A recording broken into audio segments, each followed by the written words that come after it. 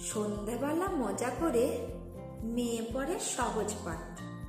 ছন্দ সুরের তাল লয়েতে যাই পেরিয়ে অচিন পাঠ। আমি বলি, বলতো শোনা, সহজ পাঠের স্রষ্টাকে? অবাক হয়ে ভেবে বলে, বলেছ কখনো আমাকে? পার হয়ে যায় গরু, পার হয় গাড়ি।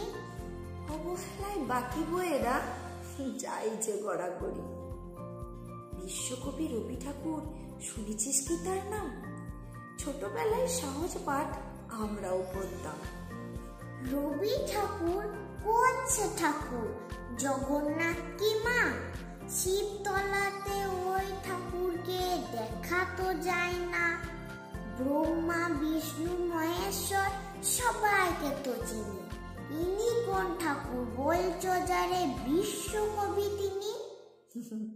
ক্লাসরুমে নিয়ে গিয়ে ছবি দেখাই তার। বিশ্বকবি ইনি হলেন লম্বা দাড়ি যার।